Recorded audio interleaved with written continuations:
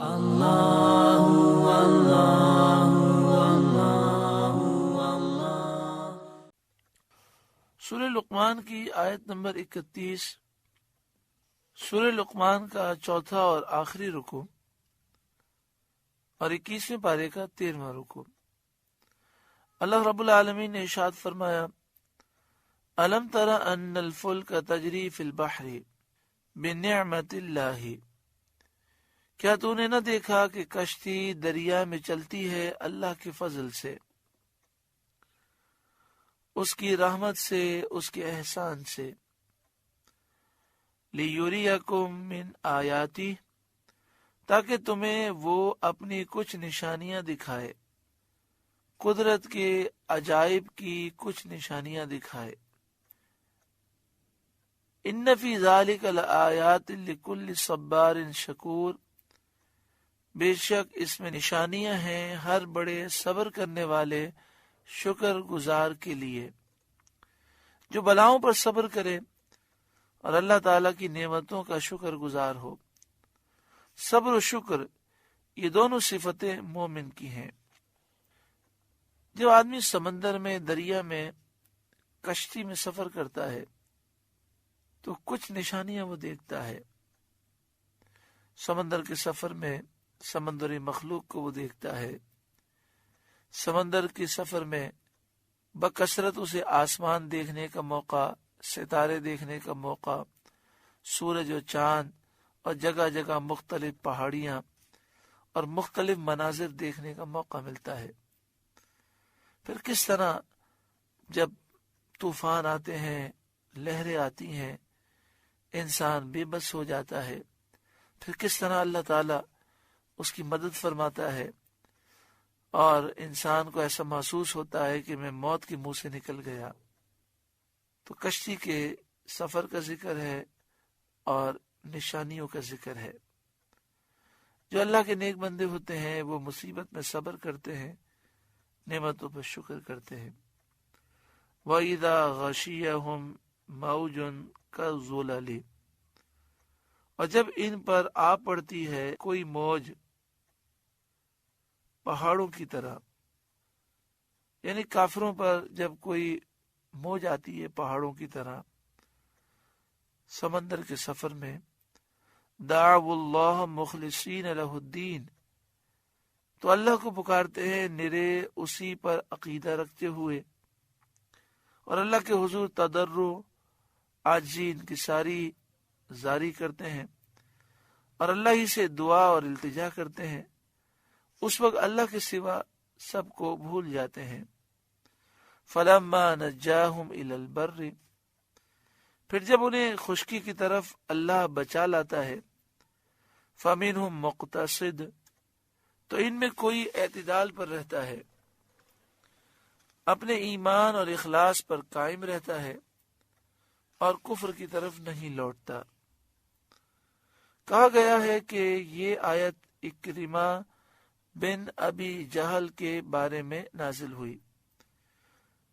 حضرت اکرمہ جو کہ ابو جہل کے بیٹے تھے، جس سال مکہ مکرمہ کی فتح ہوئی تو وہ سمندر کی طرف بھاگ گئے۔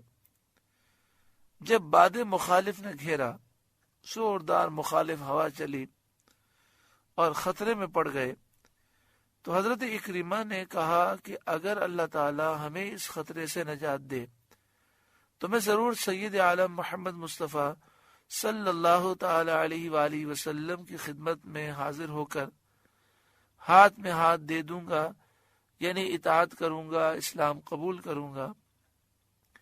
اللہ تعالی نے کرم کیا، ہوا ٹھہر گئی اور حضرت اکرمہ رضی اللہ تعالیٰ عنہ مکہ مکرمہ کی طرف آ گئے اور اسلام لائے، اور بڑا مخلصانہ اسلام لائے، یعنی بڑے مخلص صحابی ہیں۔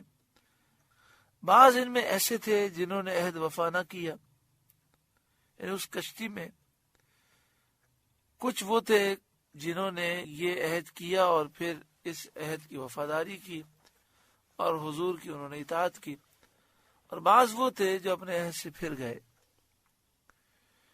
ان کا ذکر ہے وَمَا يَجْحَدُ بِآیاتنا الا کل ختار کفور، اور ہماری آیتوں کا انکار نہ کرے گا مگر ہر بڑا بے وفا ناشکرا، یعنی جنہوں نے عہد سے وفاداری نہ کی وہ بڑے بے وفا تھے، ناشکرے تھے۔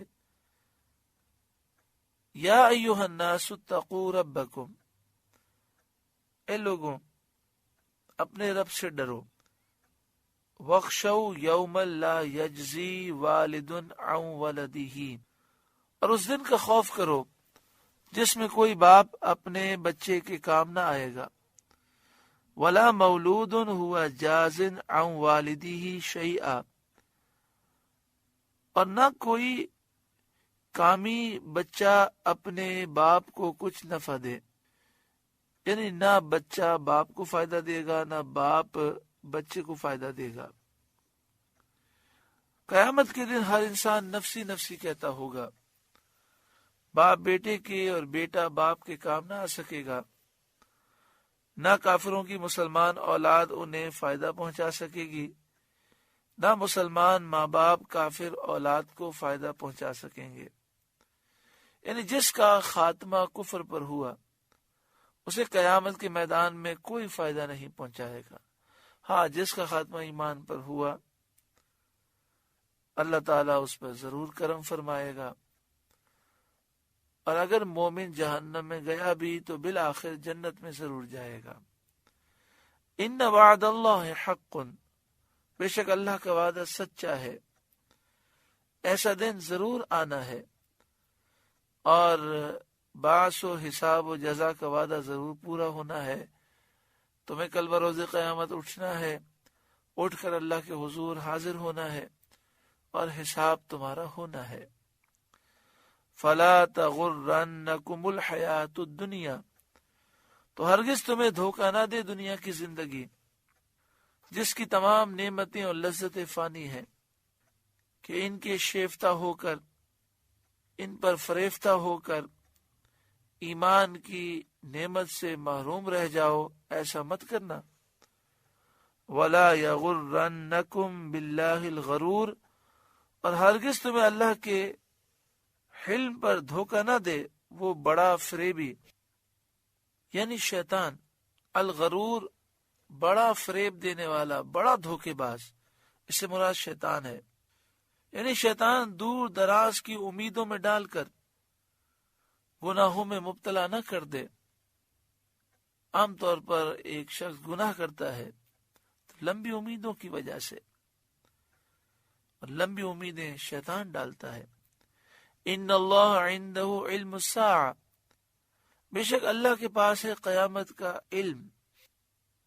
یہ آیت حارث بن عمر کے بارے میں نازل ہوئی، جس نے نبی کریم صلی اللہ علیہ وآلہ وسلم کی خدمت میں حاضر ہو کر قیامت کا وقت دریافت کیا تھا، اور یہ کہا تھا کہ میں نے کھیتی بوئی ہے، خبر دیجئے بارش کب آئے گی؟ میری عورت حاملہ ہے، مجھے بتائیے کہ اس کے پیٹ میں کیا ہے، لڑکا یا لڑکی؟ یہ تو مجھے معلوم ہے کہ کل میں نے کیا کیا، یہ مجھے بتائیے کہ آئندہ کل کو کیا کروں گا۔ یہ بھی جانتا ہوں کہ میں کہاں پیدا ہوا، مجھے یہ بتائیے کہ کہاں مروں گا۔ اس کے جواب میں یہ آیت کریمہ نازل ہوئی، ان اللہ عندہ علم الساعہ، بے شک اللہ کے پاس قیامت کا علم ہے، وَيُنَزِّلُ الْغَيْثَ، اور اتارتا ہے بارش، وَيَعْلَمُ مَا فِي الْأَرْحَامِ، اور جانتا ہے جو کچھ ماؤں کے پیٹ میں ہے، وَمَا تَدْرِي نَفْسٌ مَاذَا تَكْسِبُ غَدًا، اور کوئی جان نہیں جانتی کہ کل کیا کمائے گی، وَمَا تَدْرِي نَفْسٌ بِأَيِّ أَرْضٍ تَمُوتُ، اور کوئی جان نہیں جانتی کہ کس زمین میں مرے گی۔ ان اللہ علیم خبیر، بے شک اللہ جاننے والا بتانے والا ہے۔ یہاں فرمایا ان اللہ علیم، بے شک اللہ علم والا ہے، جاننے والا ہے، خبیر بتانے والا ہے، جس کو چاہے بتائے، اپنے اولیاء اپنے محبوبوں میں سے جسے چاہے انہیں خبردار کرے، انہیں بتا دے۔ اس آیت میں جن 5 چیزوں کے علم کی خصوصیت اللہ تبارک و تعالی کے ساتھ بیان فرمائی گئی، انہی کی نسبت سورہ جن میں ارشاد ہوا عالم الغیب فلا یظہر علی غیبہ احدا الا من ارتضی من رسول، غیب کا جاننے والا اپنے غیب کا علم نہیں دیتا کسی کو بھی مگر انہیں دیتا ہے جنہیں رسولوں میں سے چن لیتا ہے۔ غرض یہ کہ اللہ تعالیٰ کے بتائے بغیر ان چیزوں کا علم کسی کو نہیں، اور اللہ تعالیٰ اپنے محبوبوں میں سے جسے چاہے بتائے، اور اپنے پسندیدہ رسولوں کو بتانے کی خبر خود اس نے سورہ جن میں دی ہے جس کا ابھی ذکر ہوا۔ خلاصہ یہ کہ علم غیب اللہ تعالیٰ کے ساتھ خاص ہے۔ انبیاء اور اولیاء کو غیب کا علم اللہ تعالیٰ کی تعلیم سے معجزے اور کرامت کے طور پر عطا ہوتا ہے، یہ اس اختصاص کے منافی نہیں، یعنی یہ فرمایا گیا غیب کا علم اللہ ہی جانتا ہے، اس کا یہ مطلب نہیں کہ اللہ تعالیٰ کسی کو عطا نہیں فرماتا۔ انبیاء اور اولیاء کو اللہ تعالیٰ غیب کا علم دیتا ہے، اور یہ علم انہیں حاصل ہوتا ہے اللہ کی عطا سے، اللہ کی تعلیم سے، اور یہ معجزے اور کرامت کے طور پر عطا ہوتا ہے، اور کثیر آیتیں اور حدیثیں اس پر دلالت کرتی ہیں۔ بارش کا وقت، حمل میں کیا ہے، کل کو کیا کرے، کل کو کیا کرے گا اور کہاں مرے گا، ان تمام کاموں کی خبریں بکثرت اولیاء اور انبیاء نے دی ہیں اور قرآن و حدیث سے ثابت ہیں۔